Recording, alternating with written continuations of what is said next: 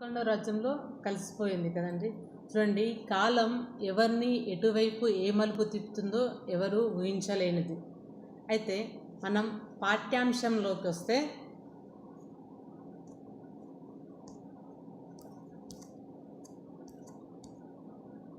పాఠ్యభాగ సారాంశాన్ని మనం 5 భాగాలుగా విభజించుకోవచ్చు. ఒకటి దేవరకొండ వైభవం, దేవరకొండ దుర్గం శత్రు దుర్భేద్యం, వెలమరాజుల శౌర్య ప్రతాపాలు, దేవరకొండ భటుల విన్యాసాలు, దేవరకొండ రాజుల కళా పోషణ. దేవరకొండ వైభవం మొదటి అంశం. దేవరకొండ వైభవం. దేవరకొండ వైభవం గురించి మీకు చూపించే ముందు ఒక చిన్న వీడియోని చూపిస్తాను, చూడండి. చుట్టూ ఎత్తైన కొండలు. దేవరకొండ వైభవంలో భాగంగా నేను మీకు ఒక వీడియోని చూపిస్తాను, చూడండి.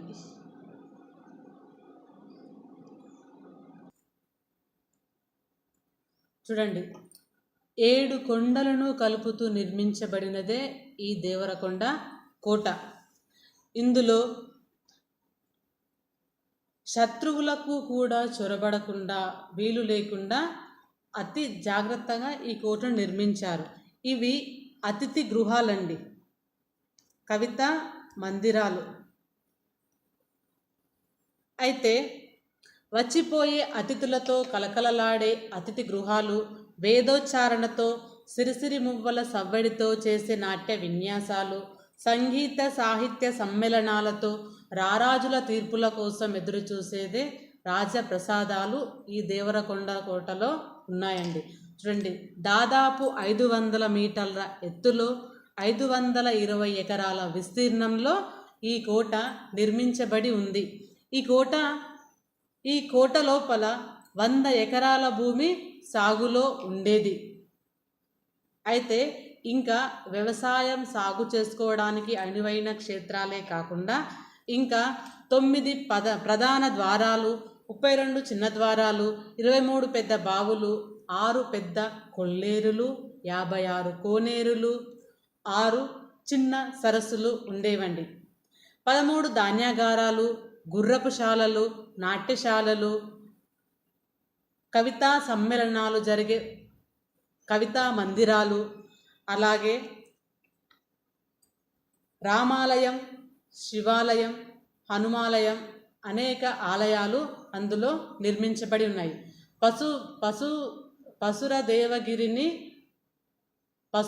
పసురదేవగిరి అని ఒకటి ఆ గిరికి దేవతల కొండగా నిర్మించబడింది. దానికి దేవతల కొండ అని పేరుంది. అయితే ఇక్కడ చూడండి, చుట్టూ ఎత్తైన ప్రాకారాలు.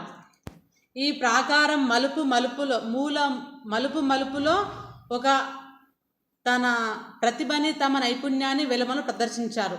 ఎవరైనా శత్రువు రాజ్యం లోపలికి చొరబడినా, అంటే ప్రధాన ద్వారం ద్వారా రాజ్యంలోకి వచ్చిన ఒక మలుపు నుంచి రెండవ మలుపుకి వెళ్ళేలోపు, ఒక ద్వారం నుంచి రెండవ ద్వారం వెళ్ళేలోపు 3 మలుపులు తిరిగి ఉంటుంది.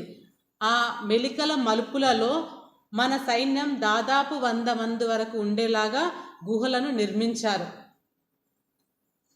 ఇక చూడండి, ఈ ప్రాకారాలు ఇవే ఇక్కడ కనిపిస్తున్నాయి. చూడండి, ఈ ఇట్లా మలుపులు తిరిగే దగ్గర 100 మంది సైన్యం ఉన్న శత్రువులకి తెలీదు.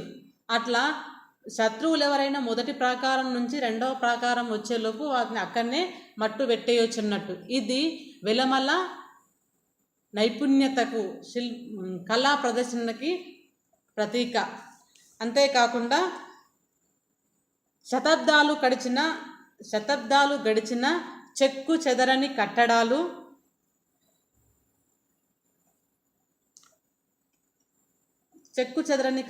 మనకు ఇప్పటికీ దర్శనమిస్తాయి. ఇది బేతాళ సంతతి వారైన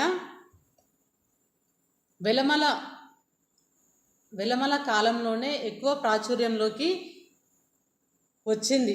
దాదాపుగా 200 సంవత్సరాల చరిత్ర కలిగిన ఈ దేవరకొండ దుర్గం కాకతీయుల కాలంలో ఉన్న అది నిర్మాణానికి నోచుకోలేదు. ఈ నిర్మాణానికి పునాదులు వేసింది మాత్రం వెలమరాజులు. కాకతీయుల కాలంలో అంటే 1230 సంవత్సరంలో ఇది ఒక కొండ ప్రాంతం. చూసారు కదండి దేవరకొండ వైభవం. ఇది 1230 సంవత్సరం వరకు కొండ ప్రాంతం. దాన్ని అపురూపంగా, కళలకు నిలయంగా, వారసత్వ సంపదగా తీర్చిదిద్దిన వారు వెలమరాజులు. ఇక పాఠ్యాంశంలోకి వస్తే, ఈ దేవరకొండ దుర్గం గేయ కవిత. దీన్ని చారిత్రక సత్యాలను తెలుపుతుందని, మరుగున పడిన దేవరకొండ పూర్వ వైభవాన్ని, వెలమరాజుల శౌర్య ప్రతాపాలని మనకు తెలియజేస్తుందని